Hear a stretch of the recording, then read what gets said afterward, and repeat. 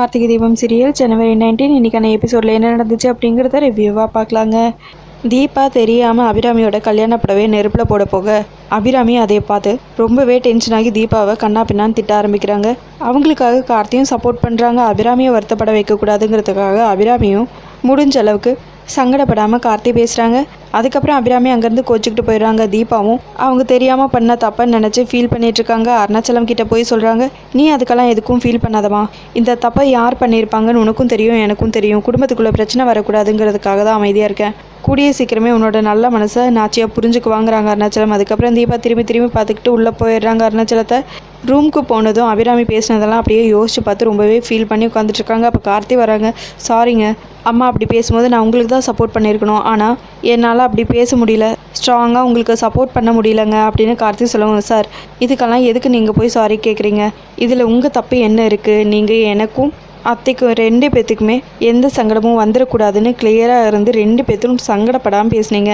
அது மட்டும் இல்லைங்க சார், அந்த இடத்துல அத்தை மட்டும் இல்லை, நானாக இருந்தால் கூட இப்படி தான் கோவப்பட்டிருப்பேன், என்ன பேசுகிறேன்னு தெரியாமல் நான் பாட்டுக்கு திட்டியிருப்பேன், இப்போ அதை விடுங்க சார் அப்படின்னு தீபா சொல்லவும், நீங்கள் எனக்கு ஏற்ற பொண்ணு தான் அப்படின்னு அம்மா புரிஞ்சுக்கணுங்கிறதுக்காக தான் நானும் இந்த போட்டிக்கு சரின்னு சொன்னேன், அம்மா இந்த ஒரு விஷயத்தில் மட்டும் இறங்கி வரவே மாட்டேங்கிறாங்க அப்படின்னு கார்த்தி சொல்லவும், சார் அவங்க என்னை ஏற்றுக்கிட்டதால தான் நான் இன்னும் இந்த வீட்டில் இருக்கேன், நீங்கள் வேறு எதையும் போட்டு குழப்பிக்காதீங்கிறாங்க தீபா.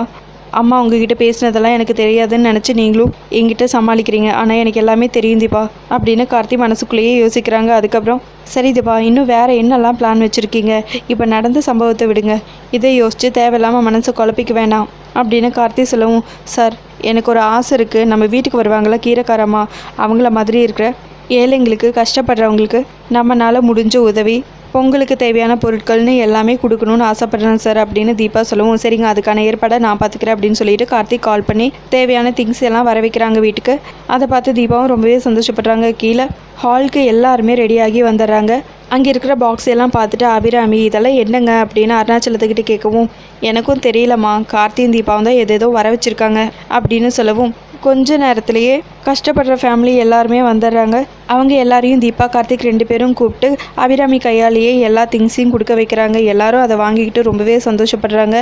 ரொம்பவே நன்றிம்மா, எங்களை மாதிரி ஏழை குடும்பத்துக்கு இது ஒரு பெரிய உதவி, பொங்கல் செலவுக்கு தேவையான பணத்தையும் கொடுத்து இப்படி எங்களுக்கு துணியும் கொடுத்து பொங்கலுக்கு தேவையான பொருளையும் கொடுத்துருக்கீங்க, ரொம்பவே நன்றிம்மா.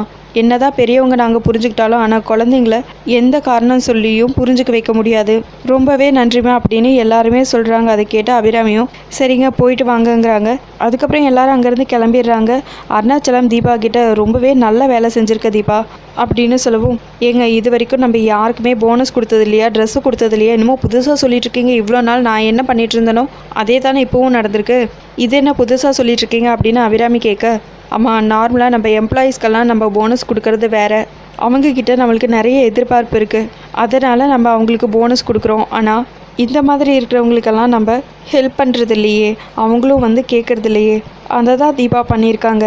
ஹெல்ப்புன்னு நம்மக்கிட்ட வந்து கேட்குறவங்களுக்கும் நம்ம எம்ப்ளாயீஸ்க்கு பண்ணுறதுக்கும் அவங்கக்கிட்ட நம்மளுக்கு தேவையான உழைப்பு இருக்குது, அதுக்கான ஒரு கிஃப்டாக தான் நம்ம போனஸ் கொடுக்குறோம் அப்படின்னு கார்த்தி சொல்லவும் அபிராமி அப்படியே சைலண்ட் ஆயிடுறாங்க. சரிப்பா, நம்மளும் ஹெல்ப் பண்ணிட்டு தானே இருந்தோம், அதை தான் நான் சொன்னேன் அப்படின்னு சொல்லிட்டு ஸ்டாப் பண்ணிடுறாங்க. அதுக்கப்புறம் பொங்கல் வைக்கிறதுக்காக எல்லோரும் ரெடியாகி வந்துடுறாங்க. தீபா கிராமத்து முறைப்படி கோலம் போட்டு செங்கல் வச்சு அடுப்பெல்லாம் செட் பண்ணி அதுக்கு மஞ்சள் பூசி குங்குமம் வச்சு கருப்பெல்லாம் வச்சு பிள்ளையார் வச்சு பொங்கல் வைக்கிறதுக்கு ரெடி ஆகுறாங்க. இன்னொரு பக்கம் அபிராமி கேஸ் அடுப்பு கொண்டு வந்து வச்சுருக்காங்க. அதுக்கப்புறம் கரும்பு விளக்கு இந்த மாதிரியெல்லாம் கொண்டு வந்து வைக்கிறாங்க. எதிரணியை பார்க்கவே இப்போவே பயங்கரமாக இருக்கேங்கிறாங்க அருண்.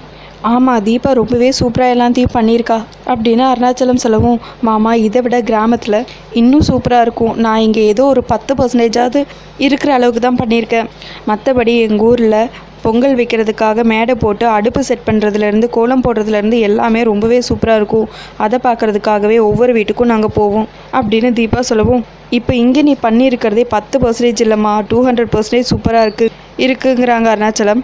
எல்லாருமே தீபாவோட டெக்கரேஷன் பார்த்தா ஆஹா ஓஹோன்னு சொல்லிட்டு இருக்காங்க. இன்னொரு பக்கம் அபிராமி ஐஸ்வர்யா 2 பேரும் உள்ளேருந்து வராங்க. என்னதான் சொல்லு, நாச்சியா வைக்கிற சக்கரை பொங்கலுக்கு யாராலையும் டஃப் கொடுக்கவே முடியாது அப்படின்னு அருணாச்சலம் சொல்ல, மாமா அடுப்பில் விறகு வச்சு கைக்குத்தல் அரிசியால் பொங்கல் வச்சு சாப்பிட்டா அவ்வளோ சூப்பராக இருக்குங்கிறாங்க தீபா. இதெல்லாம் நம்ம மைண்டை ட்விஸ்ட் பண்ணுற வேலைங்கிறாங்க ஐஸ்வர்யா. அதுக்கப்புறம் அபிராமி அவங்க பொங்கல் வைக்கிறதுக்கு தேவையான எல்லா திங்ஸையும் எடுத்து வைக்கிறாங்க. சாமிக்கு விளக்கெல்லாம் கொண்டு போய் வைக்கிறாங்க. இன்னொரு பக்கம் தீபாவும் அதே மாதிரி எல்லா வேலைகளையும் பண்ணிகிட்ருக்காங்க. கார்த்தி இதை கரெக்டாக ஜட்ஜ் பண்ணும் அப்படின்னு சொல்லிட்டு 2 டீம்லேயுமே சொல்லிடுறாங்க. அதோட எபிசோடு முடிச்சிருக்காங்க. உங்களுக்கு இந்த வீடியோ பிடிச்சிருந்தா லைக் அண்ட் சப்ஸ்கிரைப் பண்ணி நம்ம சேனல் சப்போர்ட் பண்ணுங்கள். தேங்க்யூ.